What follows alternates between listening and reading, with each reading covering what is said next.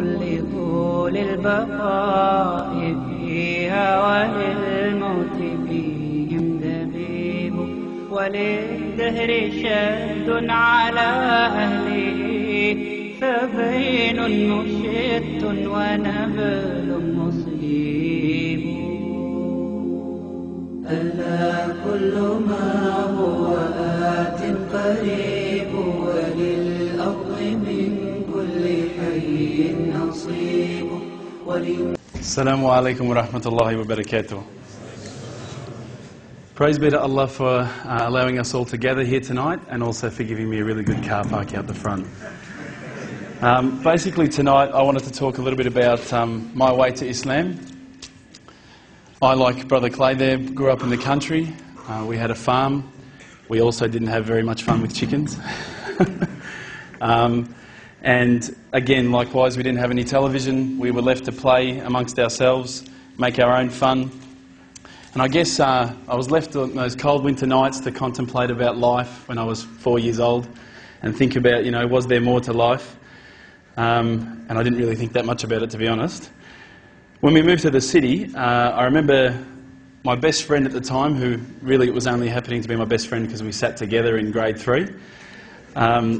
He was a very devout Christian. Now, his parents were devout Christians. He was obviously just dragged along to church. But my whole life, I'd never been to a church, not once. My parents had always said, when you die, you're worm food. That's it. There's no afterlife. You're not going to come back as a bird or an ant or anything. That's it. Nothing. And they basically believed that because they'd been dragged along to church all their lives. And they hated every minute of it.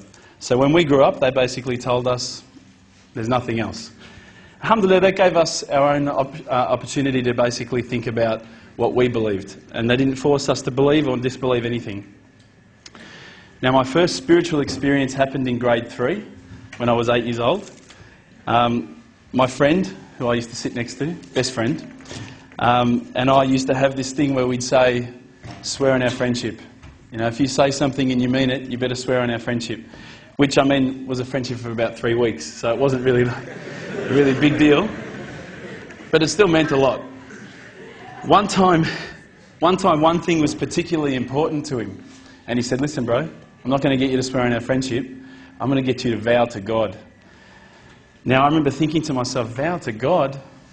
Oh, you know, what's that mean?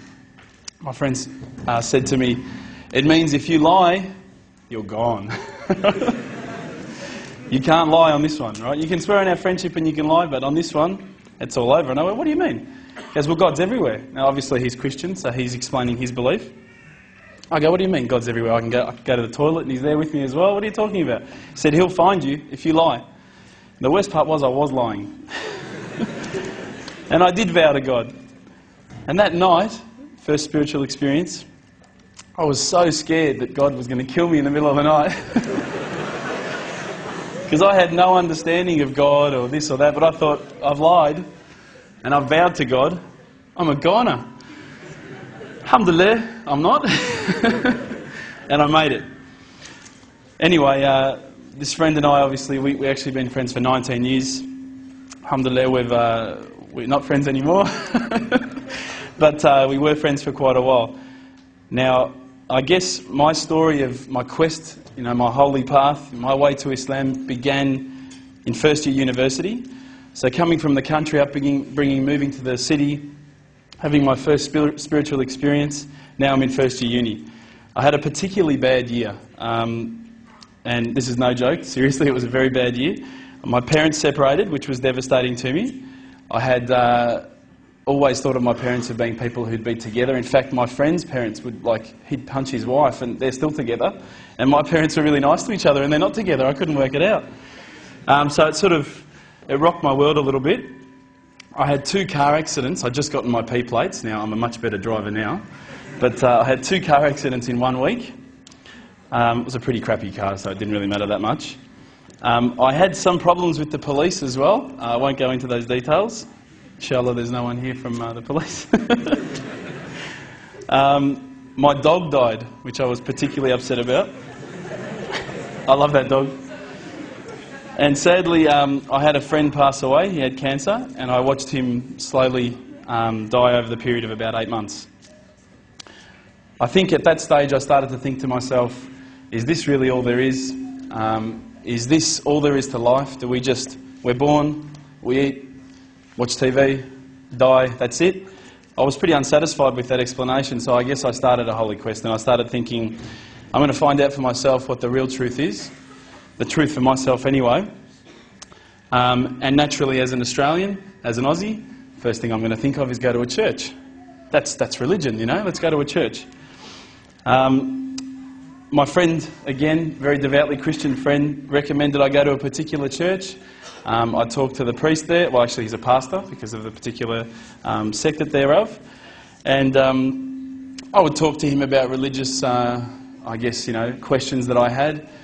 And I kept finding that I was getting a lot of opinion. And he recommended that I go along to a church camp.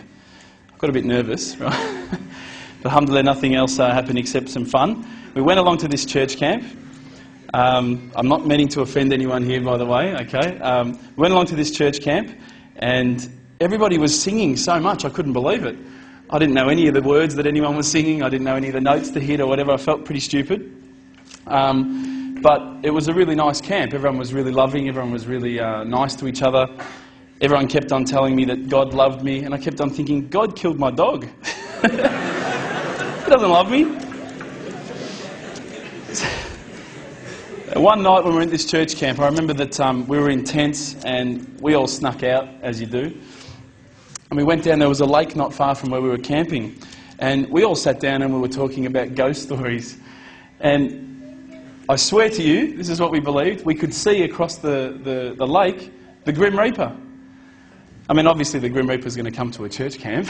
That's where he's going to go. And we all, absolutely were so frightened. We all ran back to our tents and we told everyone the next day. And to be honest with you, I don't think I really did see it. I just wanted to fit in. So I was saying, yeah, it's over there, man, run. But at the same time, I don't think I actually saw anything. But what I realised at that stage was that all of these guys were sort of, the people on the camp were sort of searching for something more spiritual than they had. And so they were inventing these sort of ghosts and things because obviously I think that the sort of spiritual nature of the camp just wasn't there for them. From there, I guess, I'd sort of talked to some of these Christians and I'd talked to certain people and, I thought it was really nice what they were saying. There were some beautiful teachings in the Bible. I still believe there are beautiful teachings in the Bible, but I didn't find what I was looking for. At that time, I was working in a service station. You've probably paid me for some fuel in the past. It was quite a while ago, but I'm sure you have.